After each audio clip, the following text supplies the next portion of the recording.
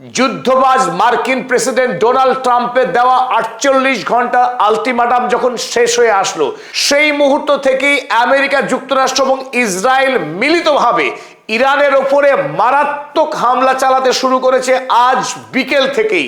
আর এই হামলাতে এতদিনের পূর্ব নির্ধারিত এনার্জি সেক্টর, ইরান তথা মধ্যপ্রাচ্যের সবচাইতে সেনজিটিভ যে জায়গাগুলো অর্থাৎ এনার্জি সেক্টরে নতুন করে হামলা করা শুরু করেছে ইসরায়েল এবং আমেরিকা।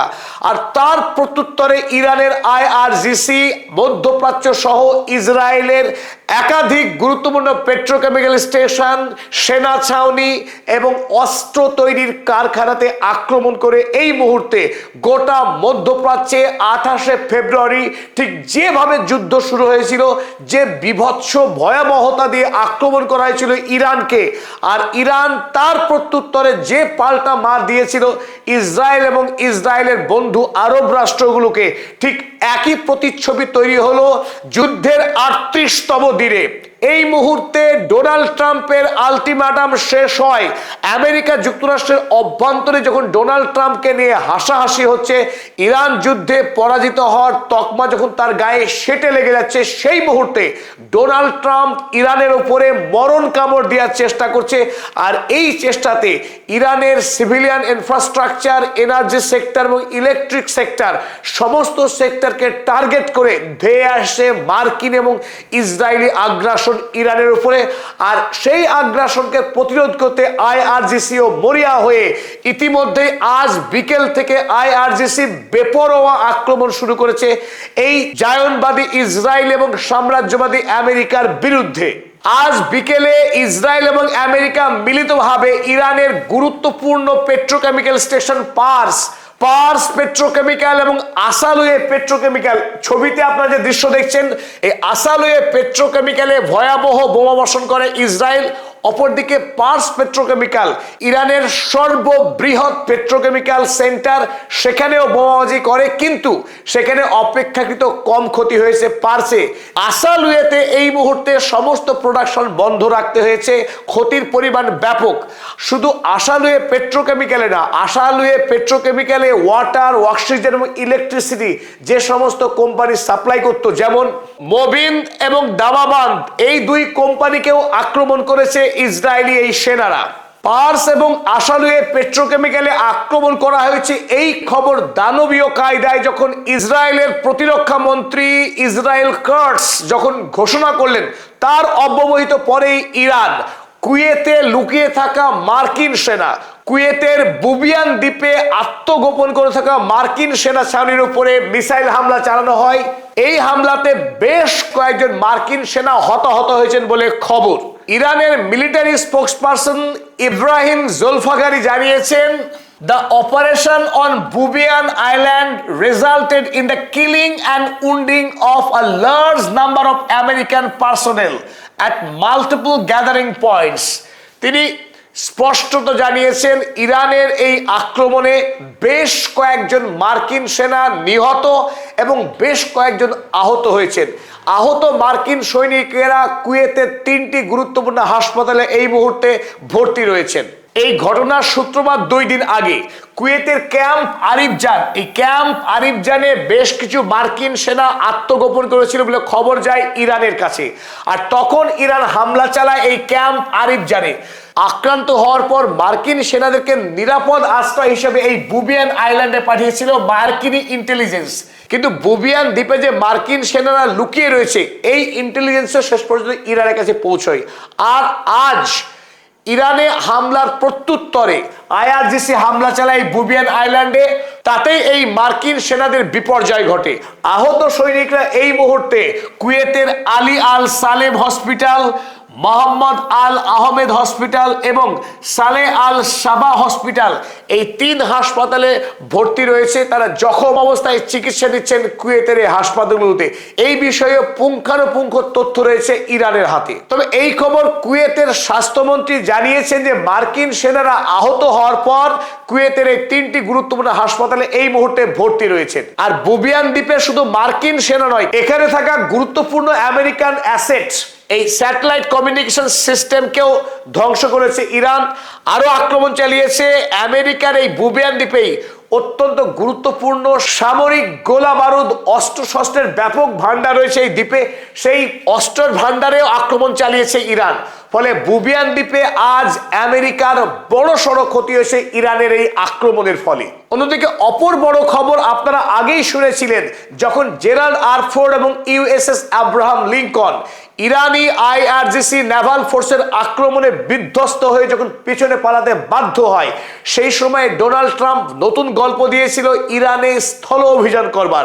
আর সেই লক্ষ্য নিয়েই ইউএসএস ত্রিপলি যুদ্ধ জাহাজ, যে যুদ্ধ জাহাজ হলো অ্যাম্ফিবিয়াস, জলে এবং স্থলে লড়াই করার উপযোগী সৈন্যবাহিনীকে নিয়ে এই ত্রিপলি জাহাজ, আপনার ছবি দেখছেন ইউএসএস ত্রিপলি, এই ট্রিপলি যুদ্ধ জাহাজ নিয়ে ইরানের উদ্দেশ্যে রওনা দিয়েছিল। সেই ট্রিপলি যুদ্ধ জাহাজে আজ ইরান সফলভাবে আক্রমণ চালিয়েছে, একাধিক মিসাইল একযোগে হামলা চালিয়েছিল আজ এই ট্রিপলিতে। ফলে ট্রিপলিতে সেই সময়ে প্রায় 3000-এরও অধিক সেনা মজুদ ছিল, সেই অবস্থাতেই আক্রমণ চালানো হয়েছে। তারপর এই ত্রিপলির যুদ্ধজাহাজ এই মুহূর্তে দক্ষিণ ভারত মহাসাগরের দিকে পালাতে শুরু করেছে। আর এই ত্রিপলির যুদ্ধজাহাজে বেশ কিছু ফাইটার জেট ছিল, আর ছিল দুটি বৃহৎ ক্যারিয়ার, যে ক্যারিয়ারে করে মার্কিন সেনাদেরকে স্থলযুদ্ধের উদ্দেশ্যে বহন করে নিয়ে যাওয়ার ব্যবস্থা ছিল। এই পুরো যুদ্ধজাহাজে ব্যাপক ক্ষয়ক্ষতি হয়েছে, মেরামতির উদ্দেশ্যে এই মুহূর্তে পালাচ্ছে দক্ষিণ ভারত মহাসাগর দিকে। আপনারা ইতিমধ্যেই অবগত আছেন ইউএসএস জেরাল্ড আর ফোর্ডে ইরানি আইআরজিসি বাহিনী যে হামলা চালিয়েছিল, তার ফলে এখন 2 বছরের জন্য গ্রিসে নিয়ে যাওয়া হয়েছে মেরামতির জন্য। অন্যদিকে আব্রাহাম লিঙ্কন আরো একবার আক্রান্ত হয়েছে 2 দিন আগেই। তাই ভ্যাম্পায়ার ডোনাল্ড ট্রাম্প তিনি যুদ্ধজাহাজের ইরানকে ভয় দেখানোর, কাবু করার যে বন্দোবস্ত করেছিলেন, সেই বন্দোবস্ত এখন সম্পূর্ণরূপে ব্যর্থ হয়েছে। এই মুহূর্তে ইরান আক্রমণ চালাচ্ছে মধ্যপ্রাচ্যের বিস্তীর্ণ জায়গায়। সমস্ত খবর এখনো ডিটেল আমাদের হাতে আসেনি, তবে তাসনিম নিউজ এজেন্সি, ইরানের সরকারি নিউজ এজেন্সি তাসনিম, তারা মাত্র 8 ঘন্টা আগে যে আপডেট দিয়েছে, সেই আপডেট মোতাবেক আপনাদের সামনে আমরা কিছু খবর পরিবেশন করছি। যদিও কোথায় কোথায় আক্রমণ হয়েছে প্রতিটি সেন্টারের এখনো নাম এবং ক্ষতির পরিমাণ বাইরে বেরিয়ে আসেনি। বেরিয়ে এলে আমরা ডিটেল খবর নিয়ে আবারও আপনাদের সামনে উপস্থিত হব। তার আগে এই মুহূর্তে চটজলদি কিছু আপডেট আপনাদেরকে জানিয়ে রাখি। আজ সন্ধ্যা পর্যন্ত ইরান আক্রমণ করেছে multiple command operational and logistics bases. মধ্যপ্রাচ্যের আরব দেশগুলিতে আমেরিকার যে সমস্ত সেনা ছাউনি রয়েছে, যেখান থেকে তারা অস্ত্রশস্ত্র পরিবহন করে এবং আকাশপথে ইরানকে হামলা চালায়, এই ধরনের বেশ কিছু গুরুত্বপূর্ণ সেন্টারে আক্রমণ করেছে।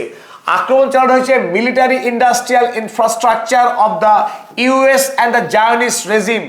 আমেরিকা এবং ইসরায়েলের অস্ত্র কারখানা, বেশ কয়েকটি অস্ত্র কারখানাতে আক্রমণ করেছে আজ সন্ধ্যায়। স্ট্র্যাটেজিক সেন্টার্স ইন হাইফাতে আরো একবার আক্রমণ হয়েছে। Location of Israeli military forces in Petah Tikva, এই পেতার টিকভাতে ইসরায়েলের বেশ কয়েক হাজার সৈন্য মজুত রয়েছে, সেই সেন্টারে আক্রমণ করছে আজ ইরান। তবে কতজন সেনা নিহত হয়েছেন বা আহত হয়েছেন তার কোনো সঠিক খবর এখনো পাওয়া যায়নি। Chemical companies and factories in Beersheba, ইসরায়েলের বীরশেবাতে যেখানে পেট্রোকেমিক্যাল কারখানা রয়েছে, সেই পেট্রোকেমিক্যাল কারখানাতে আক্রমণ করছে ইরান প্রত্যুত্তরের জবাবে। কারণ আজকেই পার্স এবং আসালুয়ে পেট্রোকেমিক্যালে হামলা চালিয়েছিল ইসরায়েল, তার প্রত্যাঘাত হিসেবে এই বীরশেবার পেট্রোকেমিক্যালে হামলা চালিয়েছে Iran. Joint drone production centre of the UAE and the Zionist regime, Israel এবং আরব আমিরাতের মিলিত ড্রোন কারখানাতে হামলা চালিয়েছে আজ সন্ধ্যাবেলায় ইরান।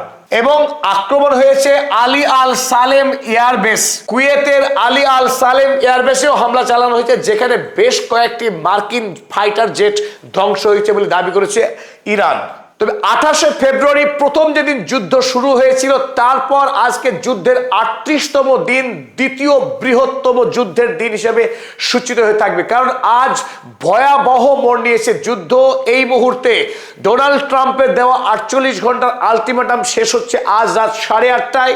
আর তারপরে ইসরায়েল এবং আমেরিকা তারা ইরানের উপরে দানবিক আক্রমণ চালাবে বলে আশঙ্কা করা হচ্ছে। ইরানের অসংখ্য ব্রিজ, পাওয়ার হাউস, পেট্রোকেমিক্যাল এবং এনার্জি সেক্টর, বিশেষ করে পেট্রোকেমিক্যাল এবং গ্যাস ফিল্ড, অয়েল ফিল্ডে আক্রমণ হওয়ার সম্ভাবনা রয়েছে। তাই আগামী দিনে পৃথিবী এক ভয়ঙ্কর ভবিষ্যতের দিকে এগিয়ে চলেছে।